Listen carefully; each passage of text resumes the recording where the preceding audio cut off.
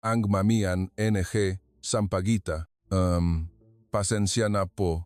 Pwede po bang kumuha lang kami ng lumpiang Shanghai gamit ang service coupon na to? Sa isang mamihan na malapit ng magsara, biglang sumugod ang isang mogina na gusgusi ng ayos. Iniabot inaang isang lukot na papel na pulot niya sa kalsada. Sa totoo lang, hindi sapat ang isang piraso lang niyon para makakuha ng lumpiang Shanghai. Pero si Mang Ramon, 67 taong gulang, ay isang salita lang ang binitawan. Kaya na rin kayo nga mami, ang isang luging mamihan na malapit ng magsara ay nagbigay ng isang malaking bowl ng mami sa maginang estranghero. Ang isang bowl na iyon ang magbabago ng buhay nilang lahat. Sa isang probinsya sa Luzon, dating malawak na bukirin ang lugar na ito, ngunit ngayon ay puno na ng kabahayan. Sa dulong kalye, kung saan nakahanay ang mga bagong bahay, ay nakatayo ng tahimik ang isang lumang mamihan. Kumupas na ang kulay ng magaratula nito at may magalamat na ang pada. May kaunting hamok na rin ang mga salamin ng bintana. Mang Ramon Salvador, ang pangalan ng may-ari. Pagkatapos niyang makatapos sa pag-aaral, agad siyang umakyat sa Maynila at nag-ensayo ng 10 taon sa isang kilalang mamihan. Sa edad na 28, itinayo niya ang sarili niyang tindahan sa bayang ito. Mula noon, gabi-gabi ay gumigising siya nga, alas 4 ng umaga para maghanda ng sabaw, isang gawain na hindi niya pinapalampas. Ang sabaw na pinakuluang mabuti mula sa butong mano at tuyong isda, at ang manipis na kulot na noodles, isang simpleng beef mami, ngunit sa isang subo pa lang, mararamdaman mo na ang lalim ngang lasang sabaw. Bihira siyang makipagkwentuhan sa mga customer at hindi rin ngumingiti ng pilit. Isa siyang tunay na maestro na tahimik na naghahanda ng bawat bowl ng mami. Kabaliktaran ni Mang Ramon ang kanyang asawang si Aling Nena Salvador, 65 taong gulang, masayahin, inosente at madaling makipaugnayan sa kahit sino. Lahat ng pagtanggap sa customer ay siya ang humahawak. Marami sa kanilang mga suki ang nagsasabing bumabalik sila dahil sa ngiti ni Aling Nena. Ngayon, magsisikap ulit ako, anak. Kumausap si Aling Nena sa isang maliit na picture frame na nakalagay sa tabi ng kahera. Naroon ang batang Mang Ramon at Aling Nena, at isang ngiti ang nakapaskil sa mukha ng kanilang paslit na anak. Si Mang Ramon ay dahan-dahang tumatawa sa larawan bago tumayo sa kusina, isang bahagi ng kanilang araw. Lia ang pangalan ng kanilang anak, ang kanilang pinakamamahal na anak na sumakabilang buhay 35 taon na ang nakakaraan sa gulang na 4. Kamakailan, bumababa ang kita and mamihan ng Sampaguita, simula nang magsimulang magbukas ang malalaking chain stores. Sa malapit 5 taon na ang nakakaraan, unti-unting lumayo ang kanilang mga customer. Hindi naging madali ang kanilang pamumuhay. Gayunpaman, hindi kailanman binawasan ni Mang Ramon ang gastusin sa mga sangkap ng sabaw. Ang masarap na pagkain ay nabibigay lakas sa kumakain. Kung walang puso at dedikasyon, isa lang itong ordinaryong pagkain. Ito ang filosofiya ni Mang Ramon. Iyon ay isang malamig na gabi ng Marso. Alas 9 ng gabi, lampas na sa oras ng pagsasara. Makasama sina Mang Ramon at Aling Nena sa loob ng tindahan at naglilinis. Pakisara na po ang pintuan, sabi ni Aling Nena. Nang buksan ni Mang Ramon ang sliding door, sumalubong sa kanya ang malamig na ulan. Marso pa lang, kaya malamig pa rin ang panahon. Nang ipipihit na niya ang lock ng pinto, nakita niya ang isang estrangherang mag-ina. Si Ana Reyes, 28 taong gulang. Manipis lang ang suot na jacket at walang dalang payong. Nanginginig ang mabalikat niya sa lamig ng ulan. Sa tabi niya, si Maya, 3 taong gulang, ay maigpit na nakakapit sa laylayan ng palda ng kanyang inang si Anna. Huminto si Mang Ramon sa pagsasara ng pinto. Sarado na kami ngayon, sasabihin na sana niya nang maunahan siya ni Anna. Pasensya na po. Pwede po bang lumpiang Shanghai lang? Halos pabulong ang kanyang boses. Ang hawak niyang kamay ay may lukot na papel. Kinuha ni Mang Ramon at tiningnan. Ito nga ay isang service coupon ng lumpiang Shanghai. ngunit ito ay ibinibigay lang bilang dagdag sa mga customer na umorder ng mami. Hindi ito sapat para makakuha lang lumpiang Shanghai. Nang mag-aama na sana si Mang Ramon na magpaliwanag, sumingit ang boses ni Maya. Mama, kakain tayo ng lumpiang Shanghai? Tanong niya. Nanginginig sa lamig habang nakatingin sa kanyang ina. Inilagay ni Mang Ramon ang kupon sa kanyang bulsa at malakas na binuksan ang sliding door. Pasok na kayo. Iyon lang ang sinabi niya at pumasok sa kusina, sa likod ng counter. Nagtataka ang mukha ni Aling Nena. Nang bahagyang ipinaliwanag ni Mang Ramon ang sitwasyon, saglit na yumuko si Aling Nena at pagkatapos ay mahinang tumango bilang tanda ng pagsang-ayon. Nang simulan ni Mang Ramon ang pagprito ng lumpiang Shanghai, umalinggasaw ang tuno ng pagbagsak ng palaman sa mainit na kawali sa loob ng tindahan. Kumalat ang mabangong amoy. Lumpiang Shanghai, excited na ako. Narinig na boses ni Maya mula sa kabilang bahagi ng counter. Isang piraso lang lumpiang Shanghai ang nakalagay sa maliit na platito. Ngunit naningning ang mga mata ni Maya. Kakain na Maya. Sinira ni Ana ang balot ng lumpiang Shanghai gamit ang chopstick at umaling-angaw ang mainit na singaw. Ang init. Kumagat si Maya sa kanyang maliit na bibig. Ngunit matapos kumain ng halos kalahati, huminto siya at itinula ang natitira patungo sa kanyang ina. Bakit? Mama, kain ka rin. Sabi niya. Umiling si Anna. Okay lang ako, Mama. Hindi ako gutom. Hatiin natin to. Tiningnan ni Maya ang kanyang ina ng matagal bago ngumiti ng bahagya si Anna. Salamat. Kung gayon, kukunin ko na. Ikinain niya ang natitirang kalahati at ipinikit ang kanyang mata. Masarap to. Dahil hinati mo, Maya, mas masarap pa sa dati. Bahagyang nanginginig ang kanyang boses. Habang naglilinis ng kusina, nag-alala si Mang Ramon sa nangyayari sa counter. Mula sa siwang ng lutuan, nakita niya ang mag-ina. Hinihati nila ang nag-isang lumpiang Shanghai. Huminto ang kamay ni Mang Ramon sa pahugas ng pinggan. Isang bata na halos kasing edad ni Leah. Ang batang iyon ay dapat nagutom din. Ilang sandali, tahimik siyang nakatitik sa kanila. Pagkatapos, dahan-dahang pinatay ni Mang Ramon ang gripo at sinindihan ang isa pangkalan. Sa dulong counter, nakatingin din si Aling Nena sa mag-ina. Nangingilit ang kanyang mamata. Biglang nakatitigan sina Mang Ramon at Aling Nena. Mahinang tumango rin si Aling Nena. Ilang sandali pagkatapos, inilagay ang isang malaking bowl ng umuusok na mami sa harap ni na Anna at Maya. Wow, Mami! Ang bango, sigaw ni Maya. Ngunit nagulat si Anna at tinaas ang kanyang mukha. Hindi po kami umorder nito. Okay lang yan. Ngumit si Mang Ramon. May natirang sangkap, sayang naman kung itatapon. Hindi na kailangan bayaran, kainin niyo na lang. Ngumiti rin si Aling Nena at inabot ang kutsara at tinidor sa harap ni Maya. Tara na, kumain na bago lumamig. Salamat po. Yumuko si Anna bago nilagyan ng mami si Maya. Umalingaw ang singaw sa maliit na mukha ng bata. Ang bango. Hawak ang kutsara at tinidor. Hinipan niya ng bahagya bago sumubo. Ang sarap. Humingi pa si Maya ng isa pa at kinain ng masarap. Kain ka rin, Mama. Masarap to.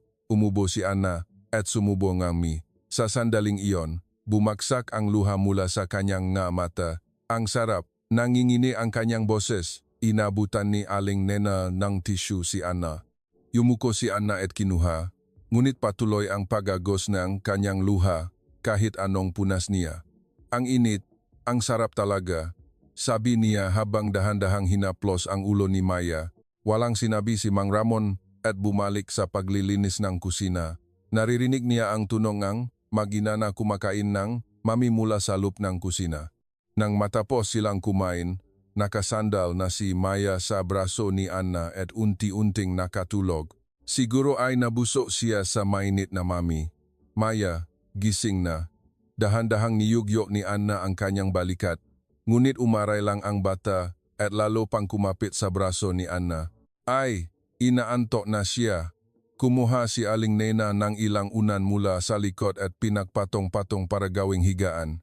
Anak, gusto mo bang humiga rito? Pasensya na po. Pero sarado na po kayo, di ba? Okay lang yan, huwag kang mag-alala. Ngumiti si Aling Nena at dahan-dahang inihiga si Maya sa mga unan. Bahagyang gumalaw si Maya ngunit agad na humimbing na parang nakatitiyak at nagsimulang huminga ng mahimbing. Napatingin si Anna sa tahimik na muka ni Maya at huminga ng maluwag. Nagtimpla si Aling Nena ng tsaa at dahan-dahang inilagay sa harap ni Anna. Umupo siya sa tabi ng counter at tiningnan ang muka ni Maya kasama si Anna. Maya pala ang pangalan niya. Ilang taon na? 3 po. 3 taon. Ang pinakakuti na edad. Pero mahirap din siguro, hindi ba? Hindi mo pwedeng iwanan ang bata sa edad na yan. Ngumiti si Aling Nena at bahagya ring ngumiti si Anna. Opo, pero dahil may anak ako, kaya ko pong magpatuloy. Sumimsim si Anna ng tsaa at tiningnan ang mukha ni Maya. 2 taon na po nang namatay ang asawa ko. Simula noon, ako na lang po mag-isa ang nakpalaki sa kanya. Walang sinabi si Aling Nena at nanatili lang sa tabi ni Anna. Hindi nagtatanong ng diretso o labis na nagpapakita ang simpatiya. Dahil sa ganitong uringang kapaligiran, unti-unting nagsalita si Anna. Masipag at mabait po ang asawa ko, ngunit nakasakit siya sa baga at matagal na siyang na-ospital. Lumaki ang bayarin sa ospital at may kaunti pa po kaming utang na naiwan. Nagpatuloy si Anna habang nakatingin sa mukha ni Maya. Wala na rin po akong trabaho at wala akong mapagkakatiwalaan. Ngayon po, sa part-time na trabaho ko sa isang factory ng labada, halos hindi ko na po kayang bayaran ang renta buwan-buwan. Huminto doon si Anna at umiling ng bahadya. Pasensya na po, napakinggan niyo pa ang ganitong kwento. Umiling si Aling Nena. Matagal ka na palang nag-iisa at nagsisikap. Sa isang pangungusap na iyon, nangingilit ang luha sa mga mata ni Anna. Sa sandaling iyon, lumabas si Mang Ramon mula sa kusina. Dahan-dahang inilagay ang isang mangkok ngang sabaw sa harap ni Anna. Mahirap ang pinagdaanan mo, ang maikling sabi niya. Ngunit ang kanyang boses ay tila mainit at napayak si Anna. Pagkatapos, tahimik na nagsalita si Mang Ramon. Makakabalik ka ba bukas sa tanghali? Nagulat si Anna at tinaas ang kanyang mukha. Gusto kong may kaunting pag-usapan.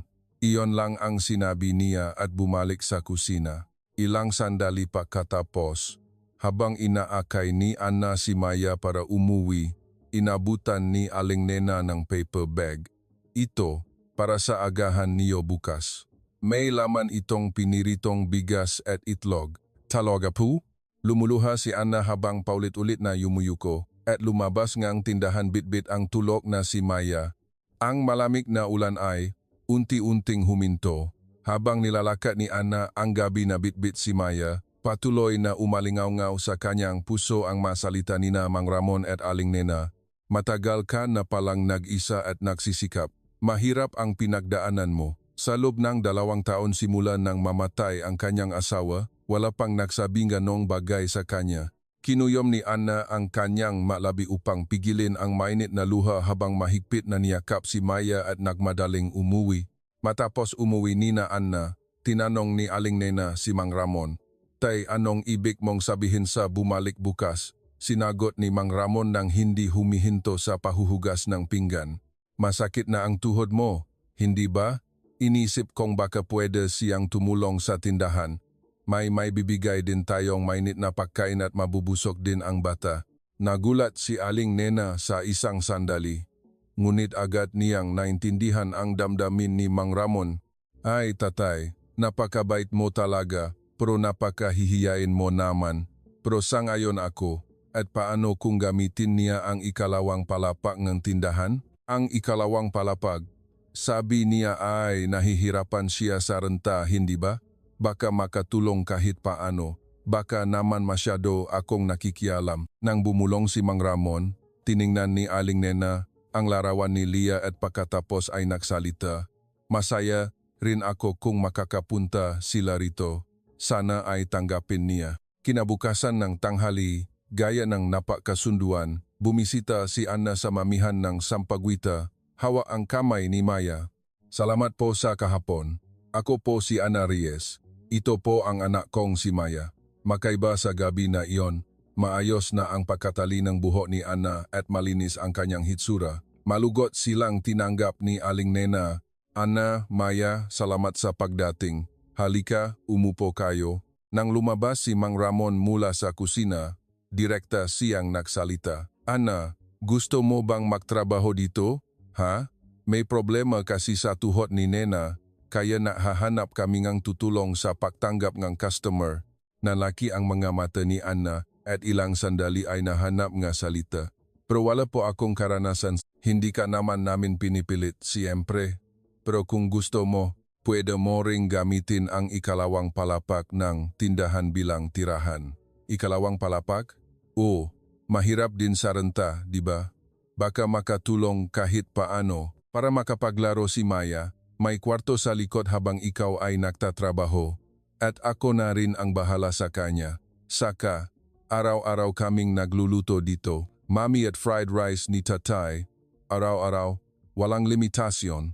Ngumiti si Aling Nena at kinindatan si Maya na naningning ang mga mata. Mami at fried rice, marami kang makakain. Oh, makakakain ka hanggang sa mabusok ka. Yay! Nangingini ang puso ni Anna. Mama, trabaho. Gusto ko laging kasama si Mama. Sa bawat pagyakap ni Maya na umiyak, nasasaktan ang kanyang puso. Kung magtatrabaho siya dito, hindi na malulungkot si Maya. At bukod sa mainit na pagkain, may lugar pa silang matutuluyan. Pero baka po makaistorbo lang kami. Gayunpaman, hinawakan ni Aling Nena ang kamay ni Anna na naalangan. Hindi ka namin istorbo. Malaking tulong ka kung pupunta ka. Kaya nga kami na mamakaawa sa iyo.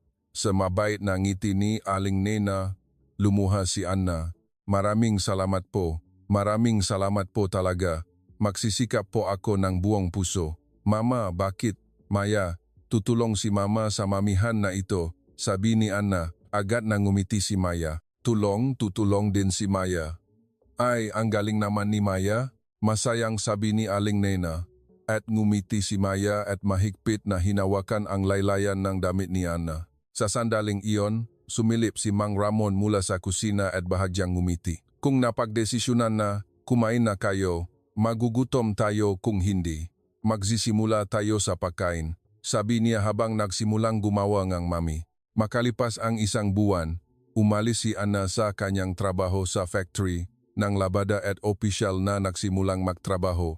Sa umaga ng kanyang unang araw, may bahagyang kaba si Anna habang hawak ang kamay ni Maya papasok sa tindahan. Ngayon po, mangangalaga po kami, yumuko si Anna.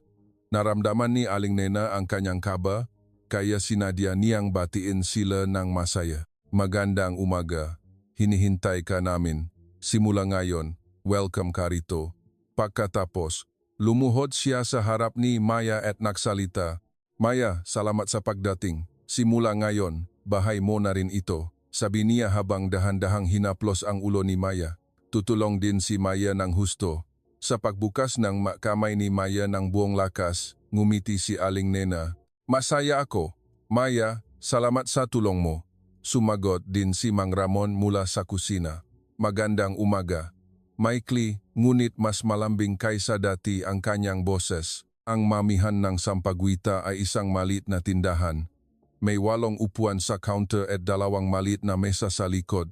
Ang menu ay mami, fried rice, at lumpiang Shanghai lang. Ang kanilang operasyon ay mula alas 11 ng umaga hanggang alas 9 ng gabi. Karamihan sa kanilang mga customer ay mga pamilya na mukha na nakatira sa kapitbahayan. Bago magbukas, inabot ni Aling Nena kay Anna ang isang apron at sinabi, hindi naman mahirap ang gagawin mo. Una, maghanda kang baso at tubig. Pagkaupo ng customer, ilabas mo agad. Opo, nang buksan ang pintuan ng alas 11, dumating ang unang customer. Umupo ang isang lalaking may puting buhok sa counter. Kuya Ben, ikaw na naman ang una ngayon. Ah, yung dati. Mahinang bumulong si Aling Nena sa tenga ni Anna. Si Kuya Ben, palagi siyang umorder ng extra rice. Lagyan mo ng maraming tubig. Naglagay si Anna ng maraming tubig sa baso at inabot. Welcome po. Tubig po ninyo. Oh, bagong muka. Oh, simula ngayon, siya ang ating maasahang katulong. Pagdating ng tanghali, dumating ang isa pang suki. Aling Celia, welcome po. Extra sibuyas, di ba? Alam na alam mo talaga. Kinindatan ni Aling Nena si Anna, si Aling Celia, extra sibuyas. Tandaan mo yan. Sumulat si Anna sa maliit na note at tumangho. Sa likod, nakdo-drawing si Maya, ngunit paminsan-minsan ay lumalabas sa counter. Tutulong din si Maya. Ay, kaya mo bang dalhin to sa lalaki? Nang iabot ni Aling Nena ang tubig, mahigpit na kinargahan ni Maya gamit ang dalawang kamay at dahan-dahang naglakad patungo sa customer. Ito po, o salamat. Ilang taon ka na, anak? 3 po. 3 taon? Anong pangalan mo? Maya. Maya. Ang cute naman. Naalala ko ang apo ko na malayo. Pinikit ni Kuya Ben ang kanyang nga mata at hinaplos ang ulo ni Maya. Ngumiti si Maya at nagtago sa likod ni Anna. Ilang sandali, lumabas ulit siya at tumayo sa tabi ni Aling Celia na kumakain ng mami. Masarap ba? Masarap anak. Gusto mo ring kumain Maya? Kakain din si Maya mamaya. Kinabukasan matapos magsara, nang umaiyat na sina Anna at Maya sa ikalawang palapag. Nahuhugas si Aling Nena ngang counter nang biglang bumuntong hininga. Matagal nang wala akong bata sa malapit. Ang cute talaga. Tahimik na sumagot si Mang Ramon. Ang kanyang tingin ay nakapako sa larawan ni Lia sa tabing ahera. Ilang linggo na ang lumipas mula nang magsimulang magtrabaho si Anna.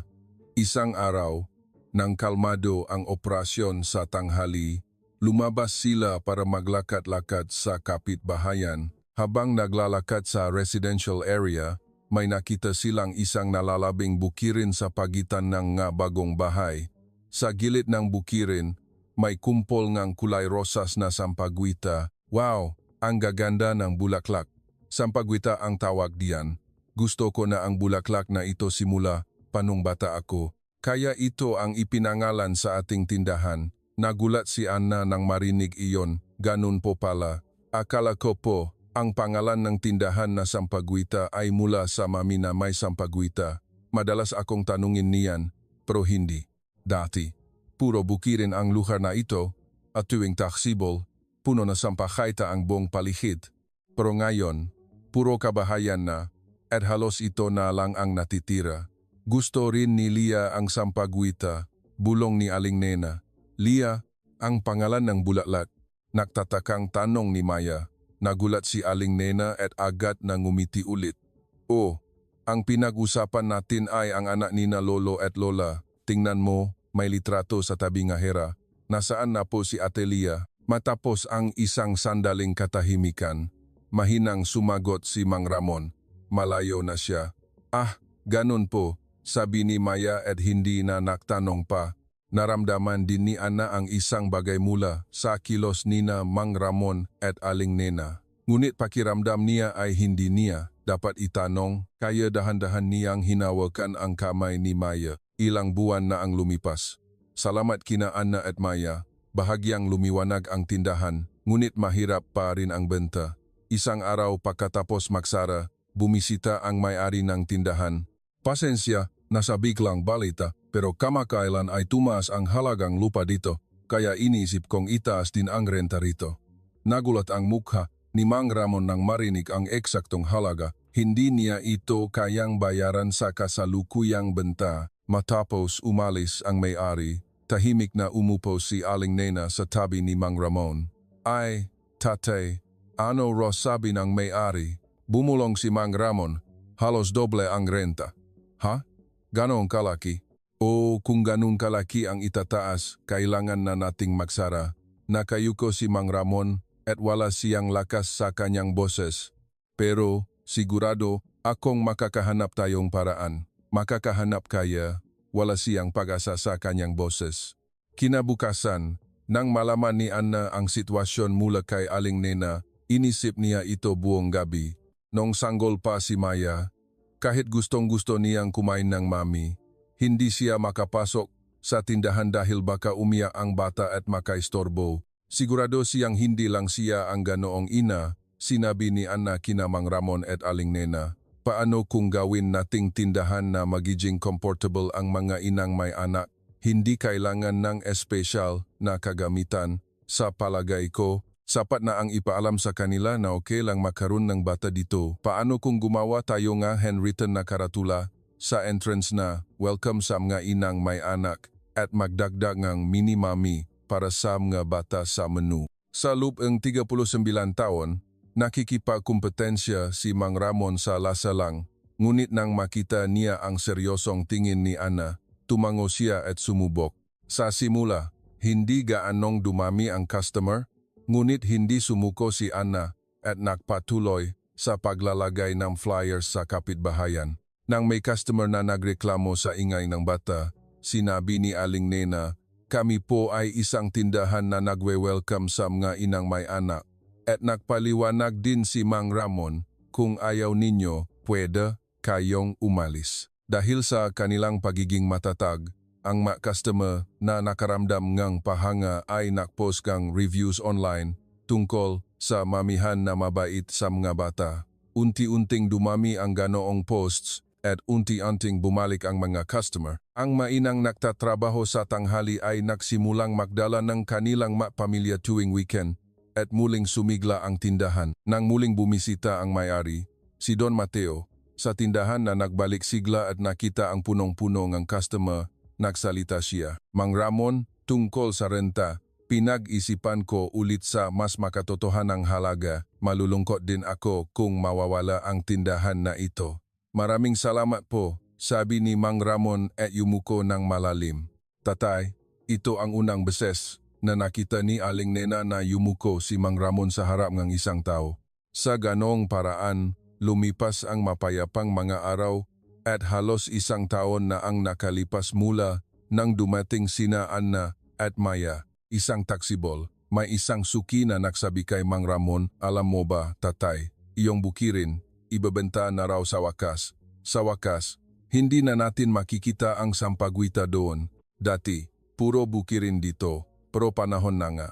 Tahimik na nakatingin si Maya kay Mang Ramon na malungkot na nakikipag-usap sa suki. Ilang araw pagkatapos, habang tumutulong si Anna sa paghahanda, napansin niya na wala ang presensya ni Maya na dapat ay nasa likod na kwarto. Maya, walang sumasagot. Nang silipin niya ang kwarto, wala si Maya. Nakabukas ang libro at nakakalat sa sahig. Wala ring sapatos. Namutla ang mukha ni Anna. Wala si Maya. Wala rin ang sapatos niya. Baka umalis na lang siya mag-isa. Nang sumugot si Anna sa kusina, huminto ang kamay ni Mang Ramon sa paggawa at ang hawak niyang sando ay bumaksak sa sahig. Napaluhod si Aling Nena. Tulad ng nangyari kay Lia, nangingini ang kamay ni Mang Ramon habang hinawakan ang balikat ni Aling Nena. "Ako na ang maghahanap. Tawagan mo ang pulis." Tumango si Aling Nena at sabay na lumabas sina Anna at Mang Ramon. "Anna, may naisip ka bang pupuntahan ni Maya?" May nasabi ba siya? Subukan mong alalahanin." Pinigilan ni Anna ang kanyang kaba at pilit na inalala. "Naalala ko po, kahapon, sinabi po ni Maya na yung bukirin ng bulaklak baka mawala na raw. Baka po, nagbago ang kulay ng mukha ni Mang Ramon. Yung bukirin, nahigpit ang panga ni Mang Ramon at tumakbo. Sumisigaw ang kanyang 67 taong gulang na katawan. Nanginginig ang kanyang tuhod, hinihingal siya at lumabo ang kanyang paningin, ngunit hindi niya kayang huminto. Nakbalik ang alaala ng 35 taon na ang nakakaraan. "Sana ay makahabol ako ngayon." Sumunod din si Anna at habang tumatakbo, nanalangin siya. Sana ay ligtas siya. Ang batang ito lang. Kung mawawala rin ang batang ito, hindi na ako makakabangon. Nakita niya ang bukirin. Ang malawak na sampagwita ay yumuyugyog sa hangin. Sa gitna ng bulaklakan, may nakita siyang maliit na likod. Nakayuko si Maya at nagsisikap na mamitas ng sampagwita. "Maya," sigaw ni Anna. Lumingon si Maya. "Mama, Mahigpit na niyakap ni Anna si Maya na nakangiti ng inosente. Mabuti na lang, mabuti na lang. Umiyak si Anna habang paulit-ulit na nagsasabi, kung nawala ka rin, Maya, hindi ko alam kung ano ang gagawin ko. Nagulat si Maya at pagkatapos ay mahinang nagsalita. Mama, pasensya na po. Umiyak si Anna habang umiling at mas mahigpit na niyakap si Maya. Binuksan ni Maya ang kanyang maliit na kamay. Naroon ang ilang piraso ng sampagwita na hindi makakapareho ang sukat. Kumuha si Maya ng isang piraso at dahan-dahang inabot kay Anna. Dinala ko to para mamitas. Maraming luha ang nasa kamay ni Anna habang dahan-dahan niya itong tinanggap.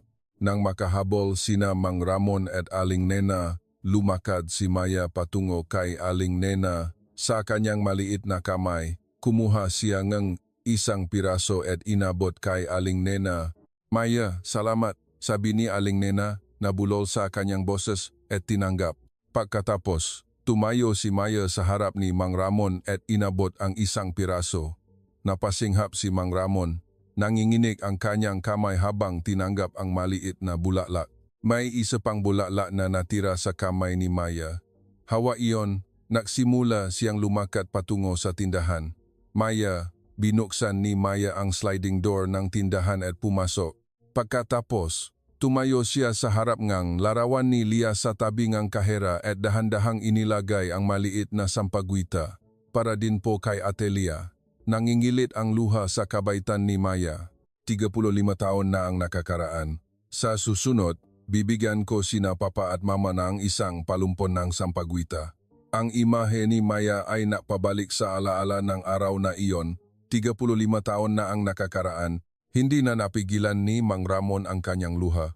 Sa loob ngang 35 taon, hindi siya umiyak sa harap ngang ibang tao. Kahit anong hirap ngang gabi, nagigpit siyang panga. Ngunit sa sandaling ito, hindi niya ito napigilan. Nagtataka si Maya habang nakatingin sa muka ni Mang Ramon. Hindi niya siguro naiintindihan kung bakit umiyak si Mang Ramon. Inabot ang kanyang maliit na kamay at dahan-dahang hinawakan ang basang pisngi ni Mang Ramon at nang walang sinasabi, pinunasan ang kanyang luha gamit ang kanyang maliit na kamay. Binuhat ni Mang Ramon si Maya at niyakap ang kanyang maliit na katawan gamit ang dalawang braso at nagsalita ng pabulong. Mabuti na lang talaga. Kinabukasan ng gabi, matapos matulog si Maya, magkasama sina Mang Ramon, Aling Nena at Anna sa isang mesa. Tahimik na nagsalita si Anna, Tatay, pwede po bang itanong ko tungkol kay Atelia? Nagtinginan sina Mang Ramon at Aling Nena at mahinang tumango sila. Nangyari iyon 500 taon na ang nakakaraan nung taksibol. Dati, maraming bukirin dito at tuwing taksibol, puno ng sampakaita ang buong paligid.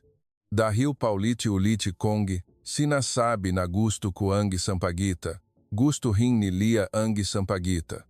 Isang araw, palihim siyang lumabas at bumulol ang boses ni Mang Ramon. At nasagasaan siya ng sasakyan, nakalat ang maraming sampagwita sa paligid ng pinangyarihan ng aksidente.